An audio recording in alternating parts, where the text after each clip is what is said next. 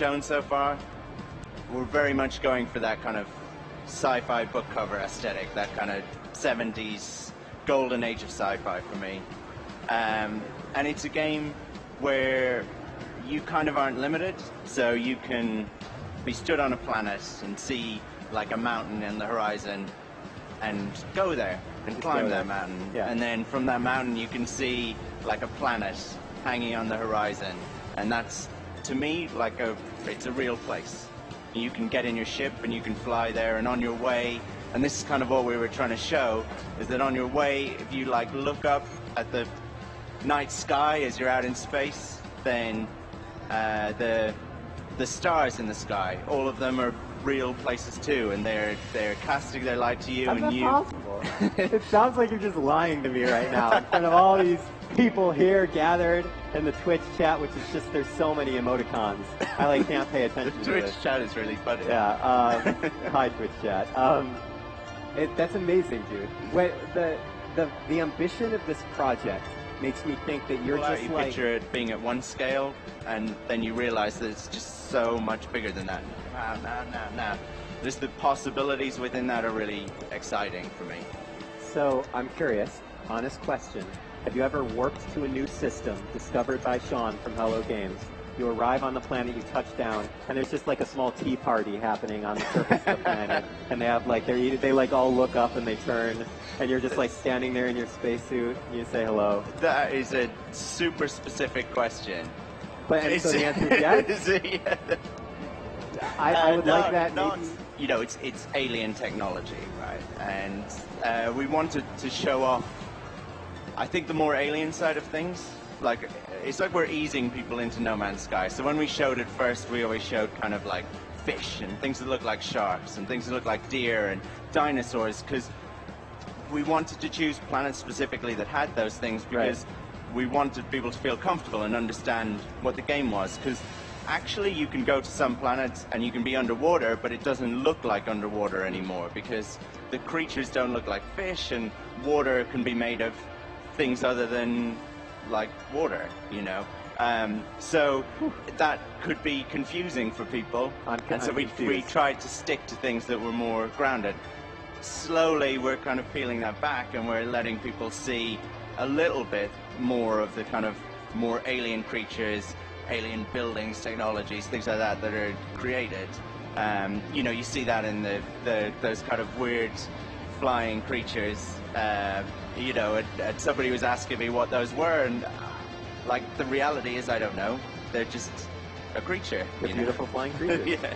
I don't think we should label them. I think they should be. Well, that is genuinely, somebody will find them, and then they will get to label them, and that's kind of cool. Cool. All right, so I'm still trying to wrap my mind around. One of the things actually that I've heard you mention before, and as you just mentioned earlier, was that you guys, your team kind of suspects that the player populace will work its way towards the center of No Man's Sky. Is there can you talk about how that's directed? I mean, with a game that's so... You'll want a more upgraded suit, which is what you have down on the planet. You have a weapon with you on the planet, so you'll want to upgrade those things, and those upgrades are generally more towards the center. You can gather resources. Those resources will be worth more at the center. Ships will be more expensive at the center, but they'll be better and more capable, so you're going to need those resources. You're going to need to do things that are more worthwhile, and that naturally drags you on that journey. But you don't have to go on that. That's just kind of, it's just one way to play the game. One of many ways, it sounds like. I mean, you guys have really put a lot, you put worlds into this game. And I'm assuming your team fully expects people will explore those worlds, perhaps to, you know, on one planet to its entirety. Yeah, I hope so. I mean, I think we've sort of failed if somebody doesn't boot up the game and just explore the planet that they boot up on. Like, you know, they just leave their ship and they're like, I'm just going to walk the rest of the way. Absolutely. What could go I wrong? want to see that Twitch stream where somebody just says, I'm going to walk around this planet, you know, and I think that will be cool. I don't understand that person, but I'm like glad that they exist, you know, and I will probably watch that stream kind of sort of fascinated. Yeah. and then you'll get back to your cyber chamber and coding again. Yeah, infinitely.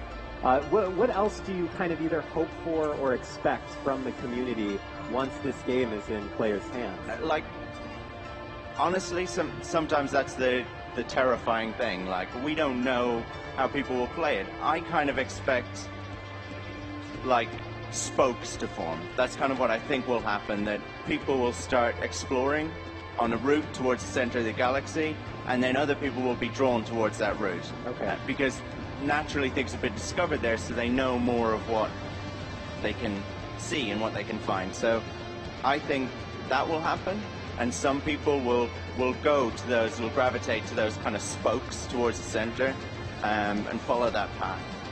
And then other people will kind of have the opposite mentality and think, I just don't want to be where anyone else has been, and I'm kind of an explorer, frontiersman or whatever, and I will go to where there's, you know, where no one's ever been before. That's kind of how I hope it'll happen, but I have no way of knowing. People might decide not to explore at all. Everyone might head to the same spot. I don't know, and that's kind of, I'm cool with that. Like, it's scary, but like that's interesting too. Okay, okay.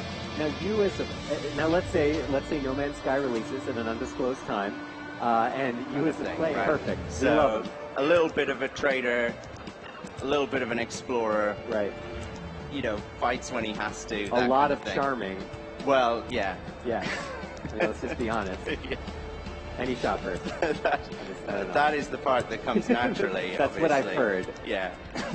and your team on No Man's Sky is very small. Yeah. You're a small independent studio. It's in where I forgot, not in Guildford. London, right? It's Guildford, yeah, okay. where everyone is, Media Molecule and Supermassive, and we know yeah. those guys. May I ask what it's like for the team to kind of wrap itself around such an ambitious and core design that, as you kind of say, is... I don't know. They're right there.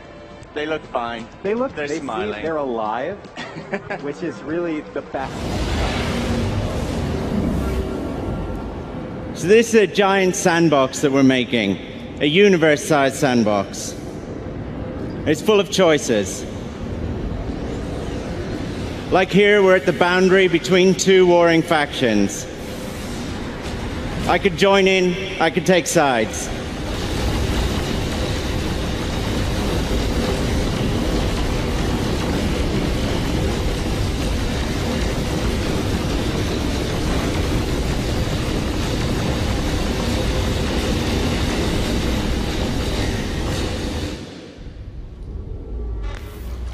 So that's a tiny glimpse of space combat.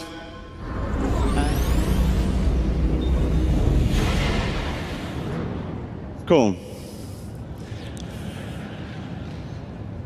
So here we are in an undiscovered solar system. Probably no one's ever been here before. I could do a scan. And when I do, you'll see some points of interest. That red one down there is a beacon. And I've made it so that there's always a beacon near where I warp in just for this.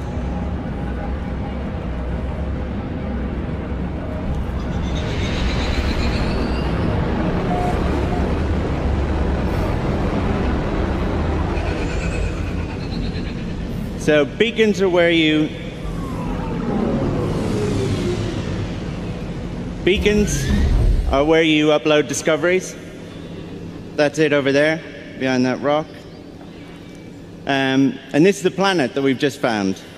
This is an alien world that we found together. This is planet E3.